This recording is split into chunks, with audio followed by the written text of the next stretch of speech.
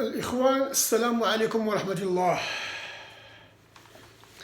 بسم الله الرحمن الرحيم. الحمد لله رب العالمين، والصلاة والسلام على خاتم المرسلين سيدنا محمد وعلى آله وصحبه ومن تبعهم بإحسان إلى يوم الدين. دابا غنبداو على ما قالوا الفرنسيين على دولتهم. هادشي الحديث، هادشي اللي واقع دابا اليوم في فرنسا في العالم. انتم تشوفوا بان كما تيقولوا باللغه العربيه هذاك ولد الشارفه هو الذي انسينيت هاد الفوضى اللي واقعه في العالم. فسمعوا لواحد الاخ Ça fonctionne. Moi, je suis allé au Mali à une époque, il n'y avait aucun problème. Maintenant, on n'y va plus. Mais qu'est-ce qui s'est passé? On a paupérisé le Mali, on a fait venir plein de Maliens. Le Mali est devenu pauvrissime. On a continué à exploiter les sous-sols justement pour avoir les matériaux rares qui nous permettent aujourd'hui de faire des voitures prétendument écologiques. C'est-à-dire les voitures hybrides qui fonctionnent aujourd'hui à l'électricité fonctionnent à l'électricité nucléaire. Et quand elles ne fonctionnent pas à l'électricité nucléaire, elles utilisent des métaux rares qui eux-mêmes sont prélevés en Afrique. Et voilà pourquoi on est au Mali. On n'est pas là-bas parce qu'on aime tellement la liberté qu'on les préserve du djihadisme. On s'en fout du djihadisme là-bas. On veut juste pouvoir exploiter, avoir des bases et pouvoir exploiter le sous-sol des Africains, parce que la France est tellement islamophile de manière intérieure qu'elle est islamophobe sur la totalité de la planète. Il n'y a rien de... C'est formidable l'islam en France, mais alors dès qu'on peut tabasser des Afghans, dès qu'on peut tabasser des Irakiens, dès qu'on peut tabasser des Libanais, des Libyens, dès qu'on peut tabasser des Palestiniens, dès qu'on peut tabasser des Maliens, alors là, il n'y a aucun problème, on peut y aller. On fait des bombes, on fait des tapis de bombes, et voilà. 5 ou 6 millions de gens sont morts, de musulmans sont morts dans les frappes occidentales. Pour quelle raison? Parce qu'on vend des armes. Complexe militaro-industriel, possibilité pour les gens qui fabriquent des bombes, des avions à réaction, etc., de dire il n'y a pas de problème. Et après, on fait quoi? Quand on a fait beaucoup d'argent, on finance les chefs d'État américains, qui eux-mêmes financent ces guerres, qui sont des guerres islamophobes. Ces guerres islamophobes génèrent le terrorisme. Le terrorisme, il ne tombe pas du ciel. Voilà des gens à qui on a dit, vous aviez un pays, vous aviez un chef. Ce chef, c'était Adolf Hitler. On détruit votre pays et en même temps, on installe la terreur au quotidien. Que font ces gens-là? Ils arrivent en Occident, ils ont perdu leur famille, ils ont perdu des membres de leur famille, ils ont perdu leur boulot, leur dignité, leur pouvoir d'achat, leur langue, leur culture, leur tradition, leur nourriture. Ils ont perdu tout ça. Ce sont comme des animaux en cage et on leur dit voilà, vous avez la liberté, ils sont là, etc. Mais il y a des gens qui deviennent paumés et qui peuvent se faire endoctriner par l'islam politique parce que d'un seul coup, c'est un horizon. Parce que c'est une hypothèse. Si on vous dit, mais vous vivez dans un endroit qui vous déteste, ils sont tous racistes, votre pays, vous n'y êtes plus, vous n'y allez pas, vous n'y retournez pas, puis vous faites quoi? Vous avez un pays qui s'appelle l'islam. Votre pays, c'est l'islam, c'est l'Oumma. Donc je pense que tant qu'on n'aura pas une politique nationale, une politique européenne, une politique planétaire et mondiale, c'est-à-dire tant qu'on n'aura pas de projets qui ne soient pas des projets d'argent, de fric, en disant allez-y, circulez, c'est formidable, plus on a des migrants ici, plus on peut baisser les salaires. Évidemment, vous avez des gens, ils viennent du Mali, ils n'ont pas de papier, et ils viennent dire, moi si vous voulez, je vous fais la plonge. Et on leur dit, d'accord, pas de problème, tu me fais la plonge, mais en même temps, pas de papier, pas de truc, je te donne un petit peu d'argent, pas de retraite, pas de sécurité sociale, les sans-papiers trouvent des petits boulots comme ça, et en même temps, quelqu'un qui arrive et qui dit, mais non, mais moi je veux un salaire, je veux des vacances, je veux une retraite, etc. On dit, mais qu'est-ce que vous imaginez? Donc, si vous ne voulez pas ce boulot-là, il y en a 200 qui attendent, là. Donc, l'immigration telle qu'elle est pratiquée aujourd'hui, elle fait le jeu du capitalisme planétaire. C'est formidable, l'immigration. Et c'est pas étonnant si le MEDEF est pour, si la droite libérale, la gauche libérale sont pour, et qu'en même temps, on dit, venez, ça fait une main-d'œuvre pas chère du tout, et en même temps, on vous humilie. On vous exploite, on vous méprise. On va vous mettre dans des cages à lapins, on va laisser vos gamins dans les caves, il va falloir faire du trafic de hashish pour vivre, de cocaïne, de drogue, etc. Et puis on ferme les yeux là-dessus, territoire perdu de la République, aucun problème, tout ça rend possible le business, ça rend possible le business. L'immigration est une chose qu'on ne doit pas laisser aller en disant venez quand vous voudrez, puisqu'on sait très bien que dans ces cas-là, c'est la loi de la jungle. L'immigration, c'est quelque chose qui doit être voulu entre un État, entre un continent, donc la France, l'Europe, et puis entre d'autres pays avec lesquels on passe des accords de coopération. Il faut qu'il y ait des universités au Mali, il faut qu'il y ait des hôpitaux au Mali, il faut qu'il y ait des routes, des autoroutes, il faut qu'il y ait des centrales électriques, il faut qu'il y ait des possibilités d'avoir, je sais pas quoi, des garages, des voitures, des écoles, etc. Tant qu'on ne pensera l'immigration qu'en termes de c'est bien l'immigration ou c'est pas bien, vous êtes pour ou vous êtes contre, vous êtes pour, vous êtes formidable, vous êtes contre, vous êtes comme Marine Le Pen, vous êtes un salaud. Non, la question de l'immigration, c'est laquelle, quand, pourquoi, à quoi sert cette immigration aujourd'hui, pourquoi fait-elle le jeu du grand capital, pourquoi est-ce qu'effectivement ça permet de détruire le code du travail, pourquoi ça permet de détruire les salaires, pourquoi ça permet de détruire les retraites, parce qu'on a une main-d'œuvre qui est taillable et corvéable à merci, dès lors que quand on parle aujourd'hui de la traite des esclaves, c'est formidable d'aller chercher des poux dans la tête des gens en disant mais il y a une traite des esclaves là en 1492. Ouais, d'accord, très bien. Mais il y a actuellement une traite des esclaves. Quand on laisse passer tous ces migrants en disant venez, venez, venez, installez-vous où vous voulez, il y a toujours une toile de tente ici, il y a un bout de square là, il y a un endroit où vous allez pouvoir vous mettre à l'abri ici, puis voilà, puis débrouillez-vous pour le reste. Tout ça c'est formidable. Moi j'appelle ça de la traite esclavagiste. Et j'estime que si on ne pense pas à l'immigration, ce que j'ai essayé de faire un peu rapidement, si on ne pense pas des solutions à la question inévitable de l'immigration. Bien sûr qu'il y en a toujours eu, il y en aura toujours, et on n'arrête pas l'immigration en remettant les gens à la mer, ou en remettant les gens sur des bateaux, on les renvoie chez eux. Ça n'a aucun sens.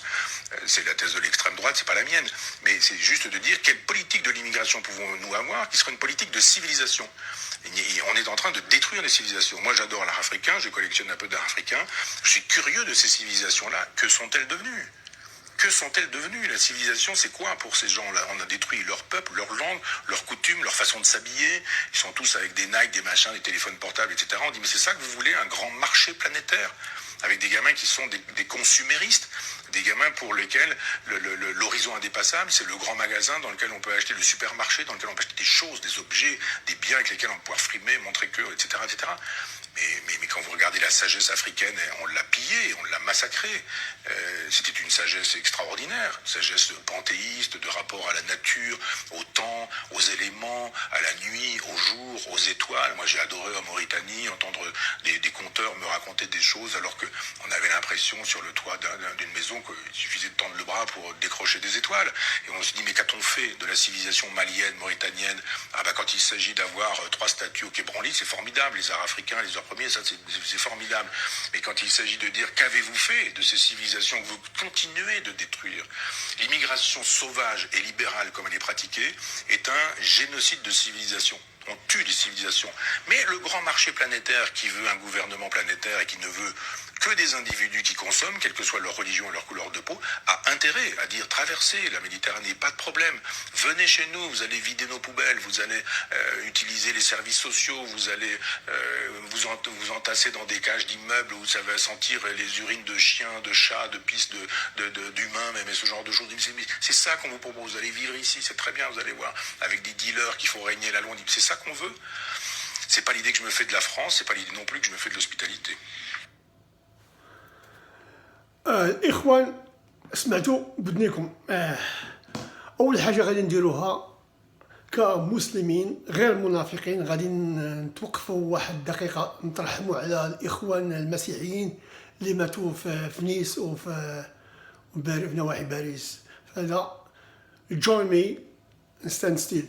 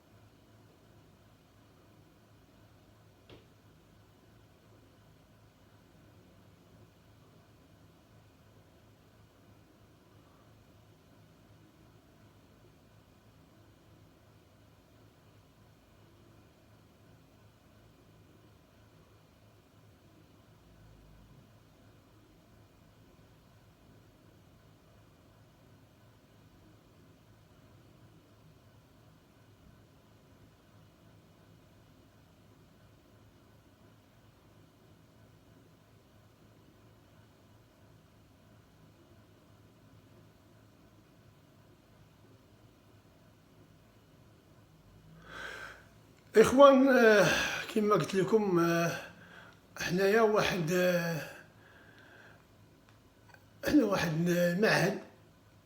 معهد الشريف العالي الملكي المغربي تاع السكيري عبر العالم. حنا تنتبعو الاسلام النزيه، حنايا مستقلين على ديك الحكومه الفاسده ديال السلطان، الحكومه الفاسده. حنا لا ننتمي الى وزاره الديانه، حنا ننتمي الى انفسنا. فلهذا حنا ضد العنف. كما تشوفوا العنف في السجون المغربيه، الناس تيموتوا تيذبحوا باسم الله، الناس تيموتوا في الكنيسات باسم الله، الناس تيموتوا في الاقسام ديال المدارس باسم الله. وهذا ما لا، وهذا القرآن الكريم ما تيقولش، ما تيجبش لنا هذا العنف. ما قالش لنا نوضوا نذبحوا خونا المسيحي ولا خونا اليهودي ولا خونا المسلم المنافق، ما تيقولهاش القرآن. فلهذا نطلب من الأعضاء ديالي والمشاهدين باش ينوضوا يقاطعوا حسي مسي، لأن إلا خرجتوا إلى العلن غادي يعملوا لكم البلاك ميل، فهمتي؟ اللي بغى يقاطع في حسي مسي، لأن انتقام، لأن دوك العائلات اللي معروفين على الأصابع ديالنا اللي تيسيروا الاقتصاد المغربي غادي ينتقموا منكم one way or another، فهمتي؟ فلهذا تنقول إخواننا المغاربة في عبر العالم وداخل المغرب، قاطعوا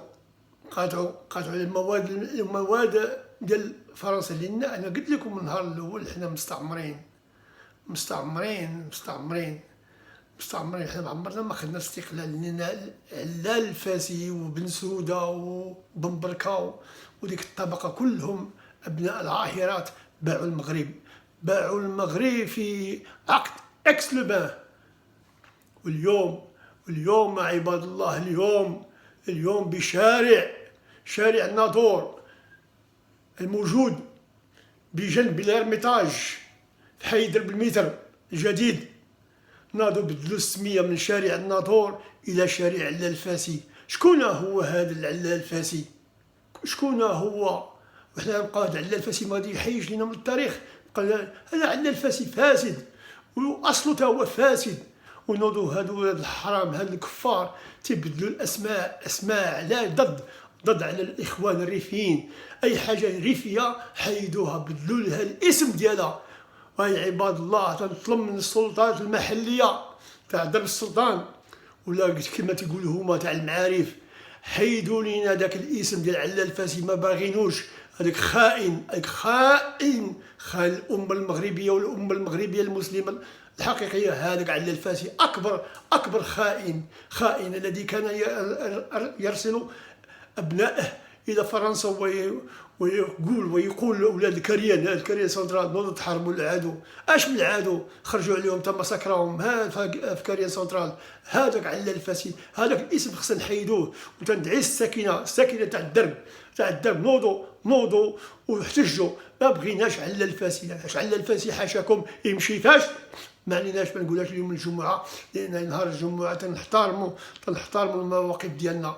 فلهذا نطلب من الاخوان المغاربه، هذيك علال الفاسي خصها تحيد ورجعوا الاسم الحقيقي ديالها شارع الناظور. وتنطلب من السلطات المحليه ايضا ديال درب السلطان ولا ديال المعارف ما تبقاش خدموا معنا ما يسمونه بالعربيه التقوليب. هذيك الجدات خرجتوا عليها كما خرجتوا على بوزكوره، غابه بوزكوره. تتقطعوا الشجر وعلى الاخذ تقولوا احنا ماشي المسؤولين، المعارف هو المسؤولين. والمعارف يقول لك حق درب السلطان هو المسؤول. خلينا من ذاك التقوليب. هذيك الارميتاج قبل منك يا تايا العروبي اللي كاين في المعارف ولا العروبي اللي في درب السلطان. الارميتاج عندها تاريخ. ودابا ولاد الحرام تقطعوا في الاشجار ديالها، تقطعوا الاشجار ديال مع 4 الصباح الناس ناعسه وانتم باقي مصدعين الناس، تقطعوا الشجر في ليرميتاج، ليرميتاج، الملعب الشيلي اللي يخرجوا اللعابه الكبار ديال المغرب تاع الكره الارضيه، ماشي الكره الكره المغربيه. البيرجيكو الله يرحمه كان يجي تما وتيشوف بعينه واش باغ حمان الدهسيس، هذاك اسمه يعري ديال الرجاء كتجي تما يحبس قول، هذاك القول ديما هذاك بيرماننت. ما عليناش، فلهذا نطلب من الساكنه ديال درب السلطان تاع درب الميتر باش يحتجوا ويحيدوا ديك السميه ديال علال الفاسي، ما عندنا ما نديروا بها. علال الفاسي مشى الى المزبله التاريخ، هو ولا هذا ديال البركات، داكشي علاش جابوا الشباط يطرز علينا.